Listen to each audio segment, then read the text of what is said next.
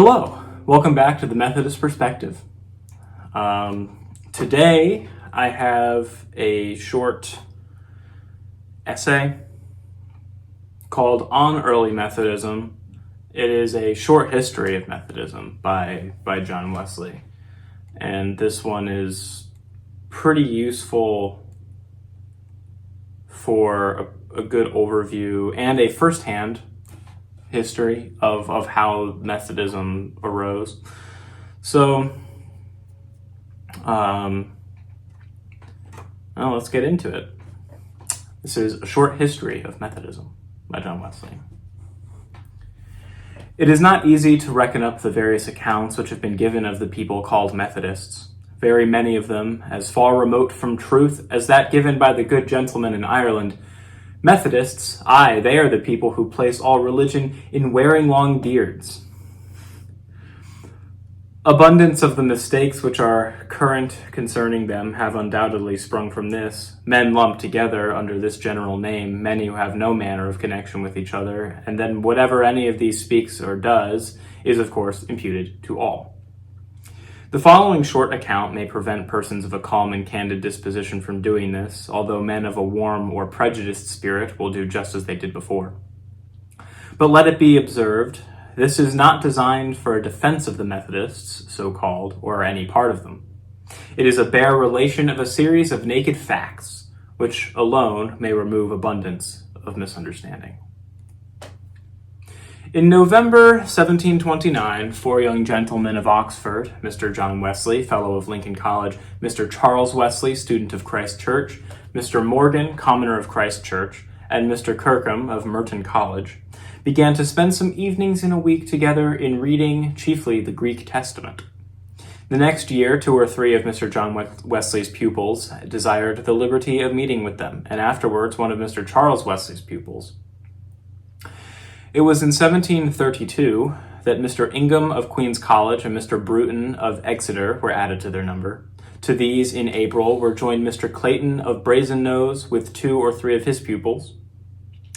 About the same time, Mr. James Hervey was permitted to meet with them, and in 1735, Mr. Whitfield. That's George Whitfield.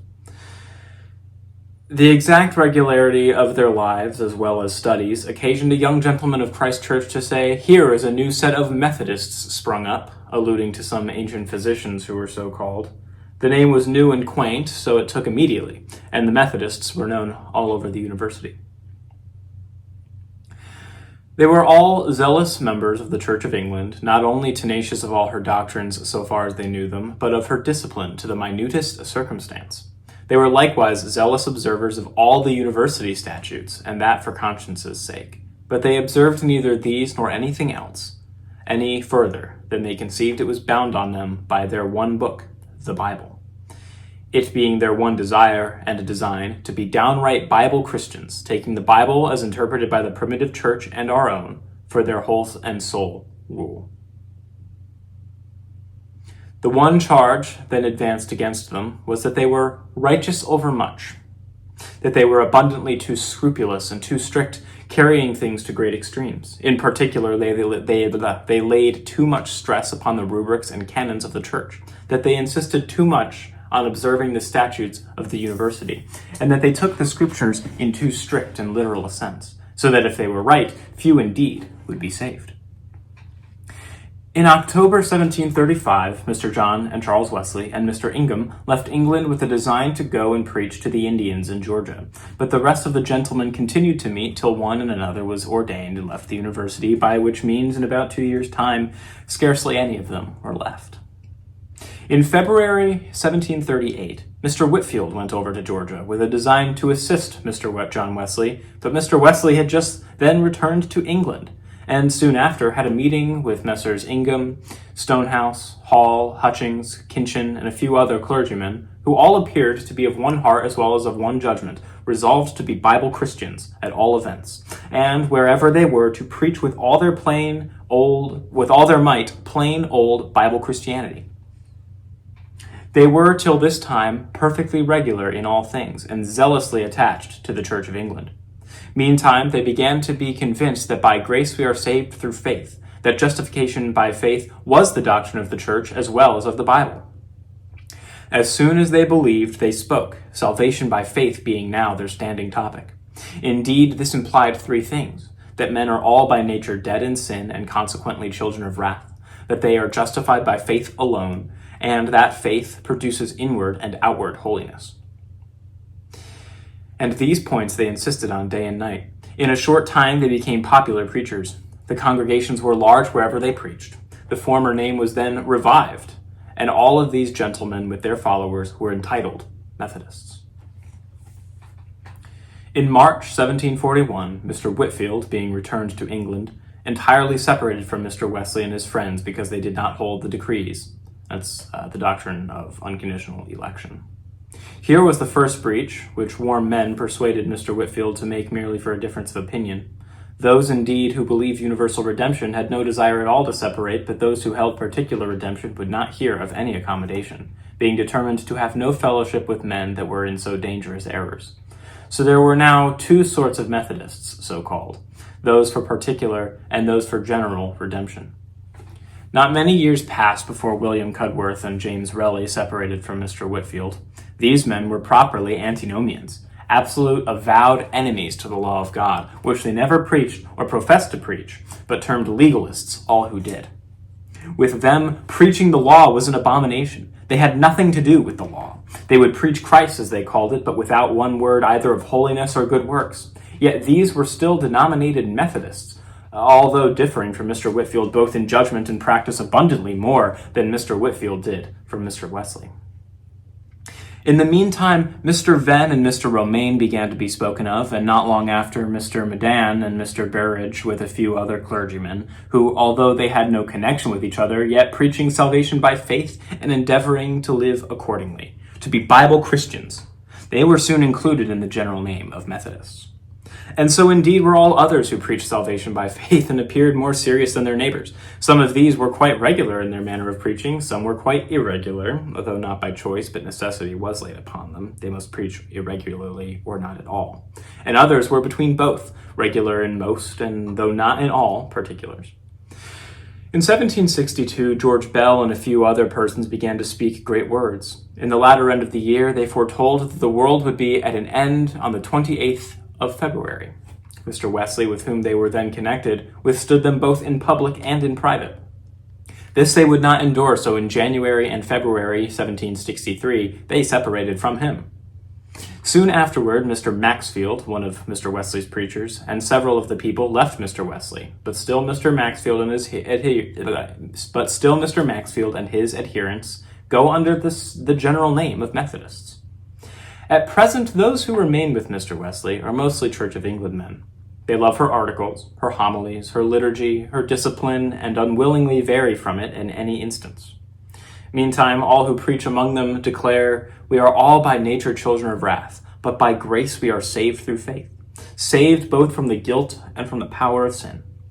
They endeavor to live according to what they preach, to be plain Bible Christians, and they meet together at convenient times to encourage one another in this endeavor.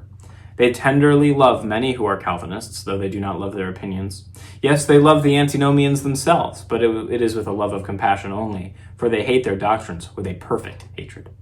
They abhor them as they do hellfire, being convinced nothing can so effectually destroy all faith, all holiness, and all good works as this doctrine does, that is, antinomianism.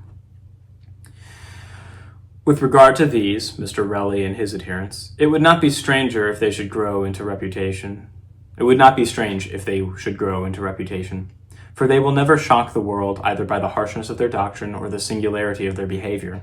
But let those who determine both to preach and to live the gospel expect that men will say all manner of evil of them. The servant is not above his master, nor the disciple above his Lord. If they have called the master of the house Beelzebub, how much more will they call those of his household? Matthew 10:25. Indeed, it is their duty, as much as lies in them, to live peacefully with all men. But when they labor after peace, the world will make themselves ready for battle. It is their constant endeavor to please all men for their good, to their edification. But yet they know it cannot be done. They remember the words of the apostle, "If I still pleased men, I would not be a servant of Christ," Galatians 1:10. They go on, therefore, through honor and dishonor, through evil report and good report, desiring only that their master may say in that day, servants of God, well done. So that is a short history of Methodism. I hope you enjoyed listening to that.